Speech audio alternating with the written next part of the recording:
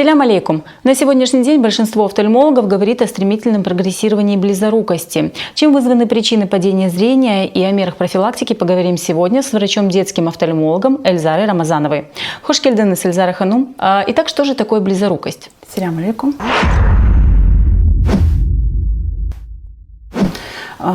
Близорукость – это миопия. Другим названием называется миопия.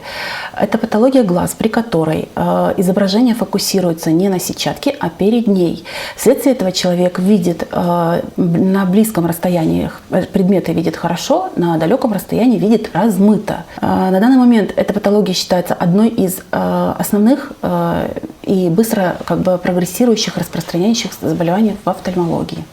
То есть это правда, что на сегодняшний день близорукость стремительно прогрессирует? Да, потому что по данным ВОЗ в мире на данный момент болеют более 2 миллиардов населения.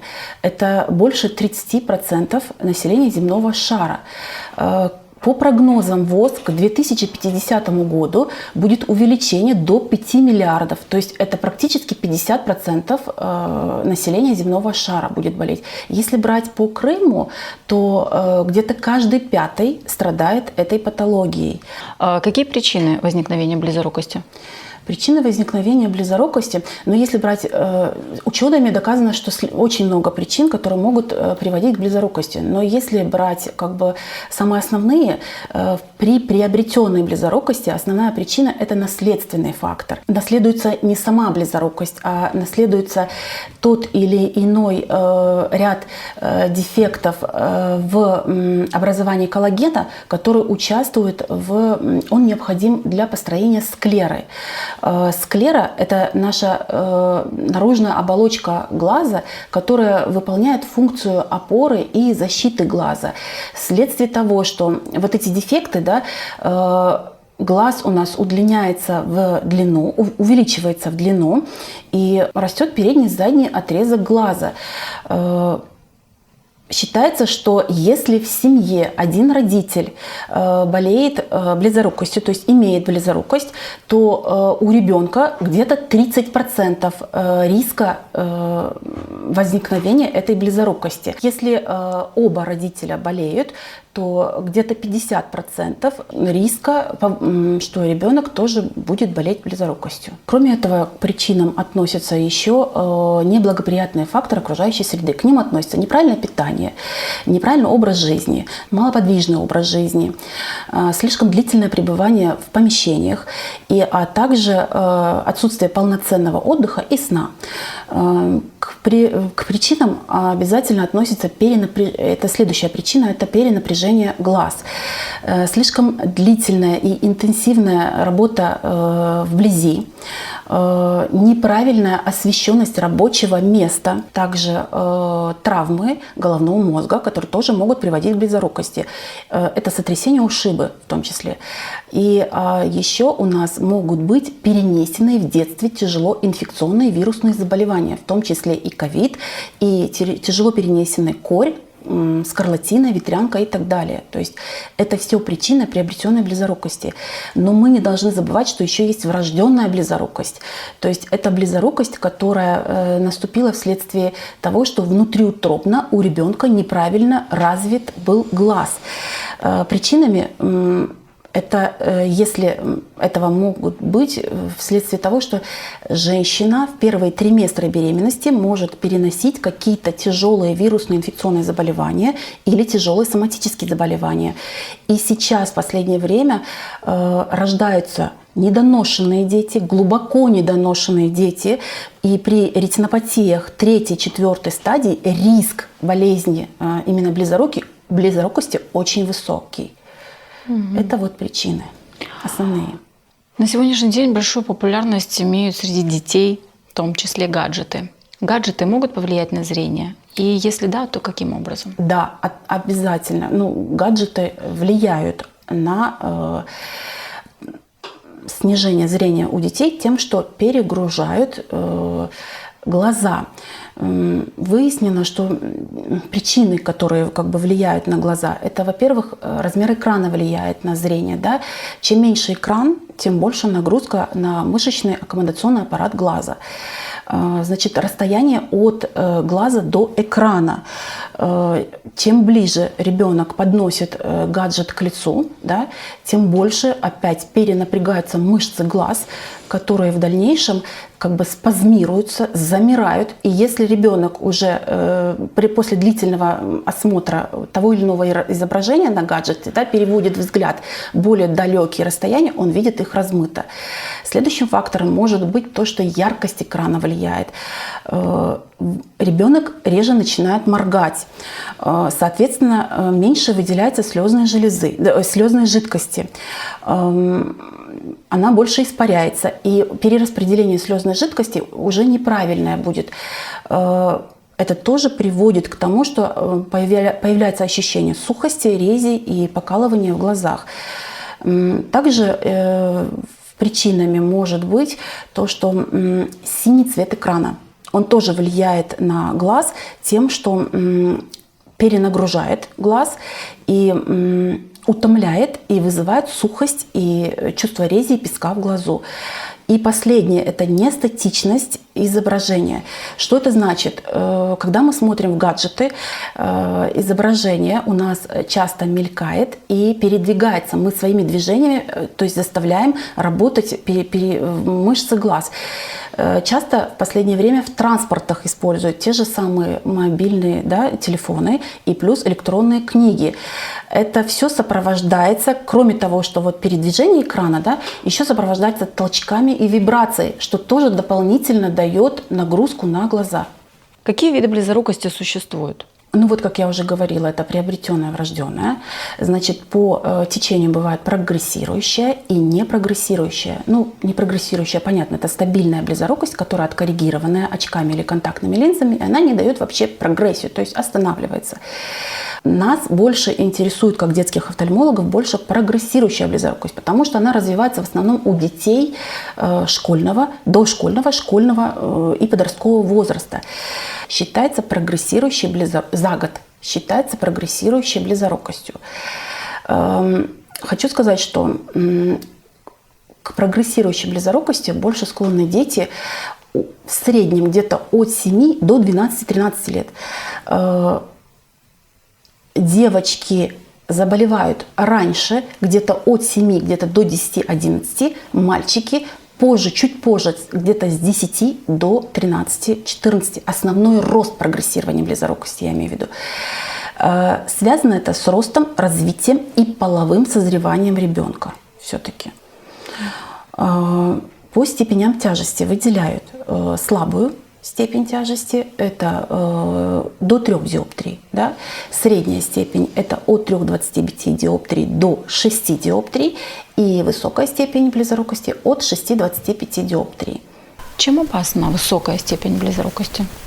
Чем выше степень, да, тяжесть заболевания, тем опаснее возникновение осложнений. Почему возникают осложнения? Это опять-таки связано с тем, что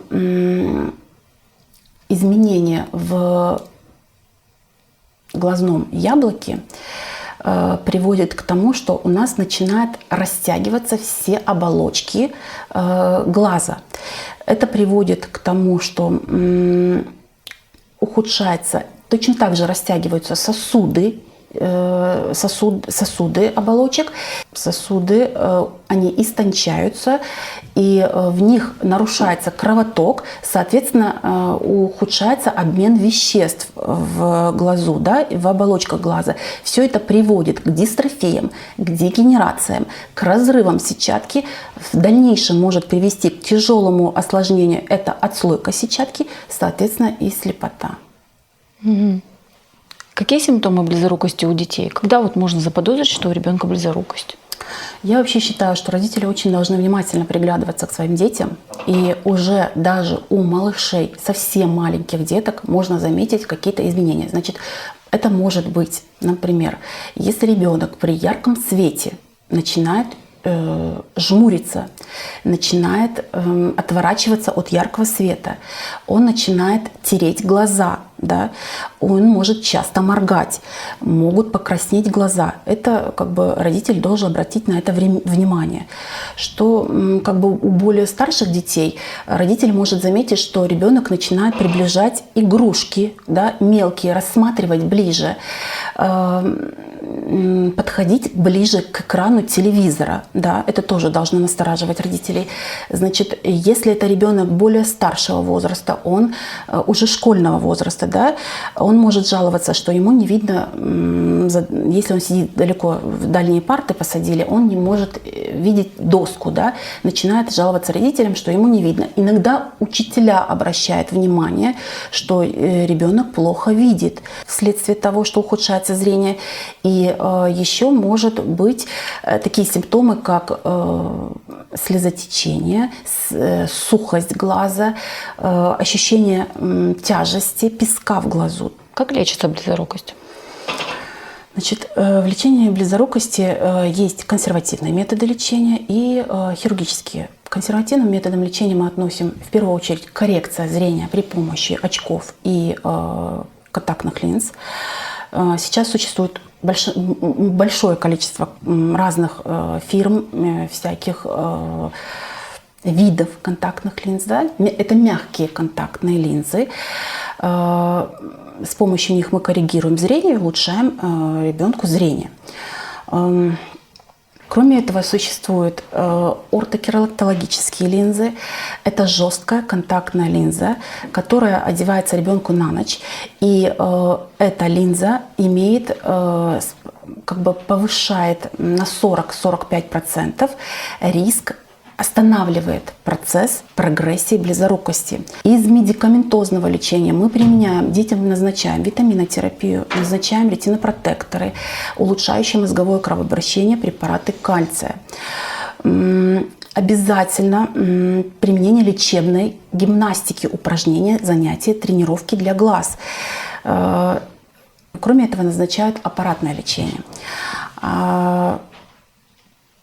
Это комплекс упражнений, тренажеров для глаз, для того, чтобы улучшить, снизить утомляемость, улучшить функцию мышц глаза, то есть чтобы ребенок лучше видел. Кроме этого, у нас есть хирургические методы. Сейчас из современных методов хирургических применяется лазерная коррекция сетчатки. Из современных методов есть лазерная коррекция роговицы. Там много видов лазерной коррекции роговицы, но суть заключается в том, что быстро приводит стопроцентное зрение человеку, и при этом улучшается качество жизни. Но не надо забывать о том, что близорукость как была, так она и остается. Поэтому задний отрезок глаза как остался с близорукостью у человека, так и остается, но он должен ежегодно, регулярно наблюдаться врачом-офтальмологом. Единственное, что эта коррекция детям не делается, делается после 18 лет. Связано с ростом и с развитием, то, что у ребенка все-таки глаз развивается еще. Какие меры профилактики существуют? Ну, профилактика вообще требует комплексного подхода. Да? Первое – это, во-первых, сбалансированное питание ребенка. Еда должна содержать большое количество белка, витаминов, микроэлементов. Ежедневные прогулки. Ребенок должен в день гулять не меньше 2-3 часов в день за целый день. То есть это школа не считается за прогулки. Следующее – это соблюдение требований к рабочему месту ребенка. То есть должно быть, во-первых, достаточно освещения. Стул и стол должны соответствовать росту ребенка. И обязательно родители должны контролировать правильность посадки ребенка. Да?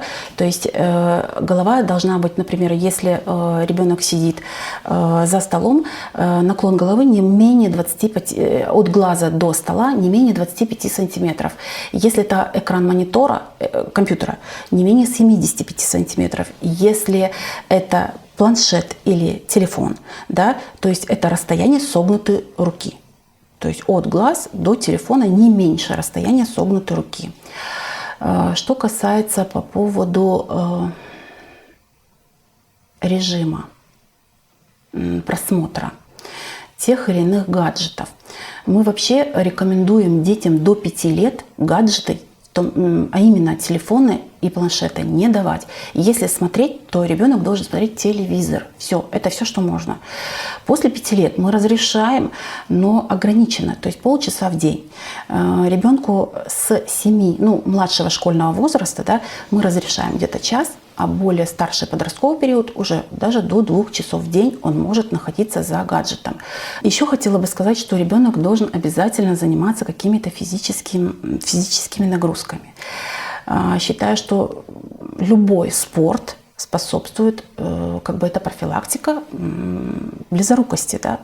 Любым спортом можно заниматься. Единственное, что у нас есть ограничения. Вот если у ребенка развивается близорукость средней и высокой степени, ему противопоказаны такие виды спорта, как бокс, тэквондо, карате, тяжелая атлетика, прыжки в длину. И последний, как детский офтальмолог, я хочу сказать, что обязательное посещение профилактических осмотров ребенка должно быть. У нас есть стандарты по протоколам, где ребенок должен проходить обязательно офтальмолога. Это в месяц, это в год обязательно, в 3, в 6, в 7, в 10, в 13, в 15, 16, 17. Если один из родителей имеет близорукость, то тогда ребенка нужно обследовать ежегодно из-за риска развития близорукости. Сау olun, Эльзара Ханум. Забота о хорошем зрении ребенка – это работа не только офтальмологов, но и в основном родителей. Не пренебрегайте мерами профилактики и будьте здоровы.